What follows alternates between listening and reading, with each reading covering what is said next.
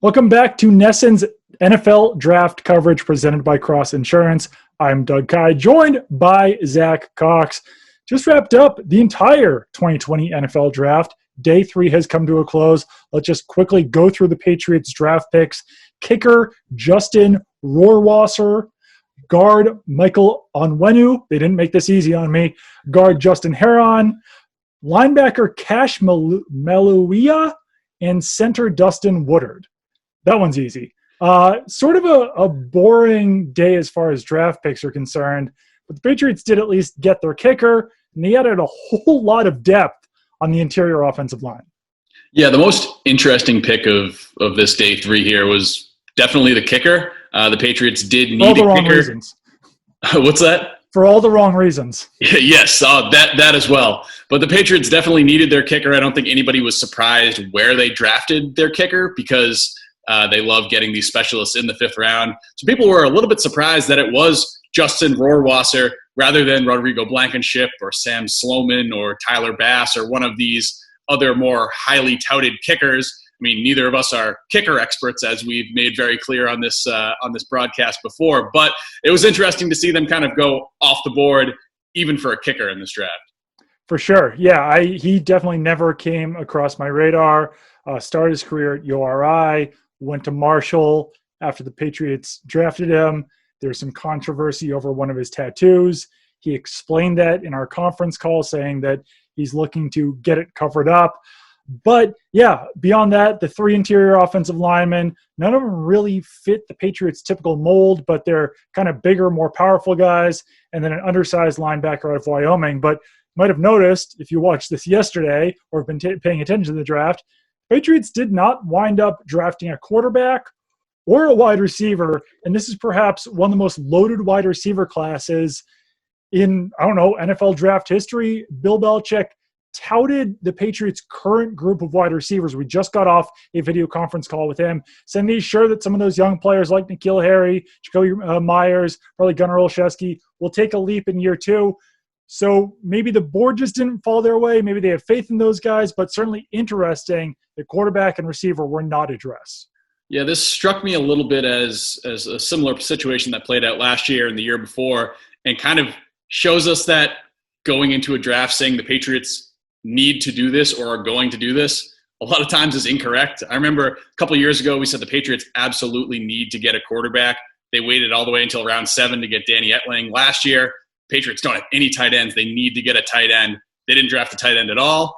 Their needs at quarterback and wide receiver weren't particularly dire, or at least not as dire as some people were making them out to be ahead of this draft. And I agree with you with your point right there that the board just didn't really pan out for them. It was clear that they were willing to at least draft a quarterback, especially after listening to what Nick Caserio said after day 2, noting that there were several players still available that the Patriots thought would fit in their offense, but apparently they just weren't available at the spots that the Patriots valued them at. And so they are going to go into the season with a third quarterback that we believe now is Jamar Smith, a undrafted rookie quarterback, and he will be the third man on that depth chart behind Jarrett Stidham and Brian Hoyer, which overall just has to be viewed as a pretty big vote of confidence in Jarrett Stidham. For sure, yeah. The report from Tom Pelissero is the Patriots are signing Louisiana Tech quarterback Jamar Smith. Right off the top, I personally like Jarrett Stidham. That has to be maybe the weakest quarterback depth chart in the NFL. If you're looking at a top to bottom, Jarrett Stidham, Brian Hoyer, and Jamar Smith, I think the Patriots will get by with it. But just being completely frank, that's not a strong group of quarterbacks with any sort of insurance. As far as wide receivers go, I'm told the Patriots are signing former Auburn wide receiver Will Hastings. And this is interesting because he was actually Jarrett Stidham's slot receiver in 2017. And quite honestly, he was a player who really caught my eye while I was watching Jarrett Stidham film last season. I went all the way through his Baylor tape, the Auburn tape, in 2016 and in 2017 and 2018. And Hastings in 2017 was great. Then he tore his ACL, and it seemed like Stidham really missed him in 2018. So we'll see how he fits back in with Jarrett Stidham. But that is the top wide receiver the Patriots have signed. They're also reportedly signing Isaiah Zuber out of, I think it's Mississippi State.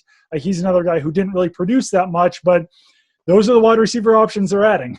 Yeah, I think Will Hastings has to immediately slide into that Jacoby Myers spot as the undrafted free agent that everybody believes will make the team. He was very productive with Jarrett Stidham a couple years ago. Was not very productive this past year. I believe he only had like 14 catches. Missed all of the 2018 season rather with a torn ACL. I think he actually tore his ACL twice, which is a little dicey for a slot receiver who relies on those quickness, but tested really well at Auburn's Pro Day, one of the few schools that was able to have their Pro Day. So, and getting that kind of relationship back going between two guys who definitely were productive in the past is definitely something that we're going to be monitoring very closely as the season comes closer.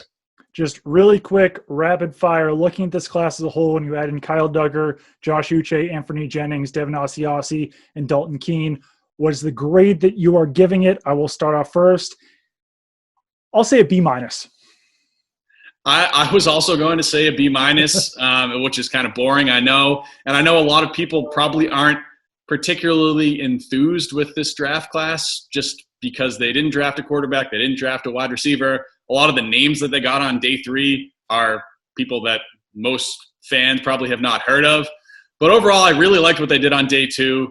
There are going to be some interesting kind of player comparisons to watch over these coming years, whether it's Kyle Duggar against Jeremy Chin or Antoine Winfield or those other safeties that came off the board after him, Devin Asiasi and Dalton Keene against someone like Adam Troutman. It'll be interesting to see whether the Patriots Uche and Zach Bond is another one. Absolutely. It'll be interesting to see whether the Patriots' choices in those scenarios actually were the correct ones. But overall, I think they did do a pretty solid job of addressing almost all of their needs in this draft. So I think a B- is a fair grade.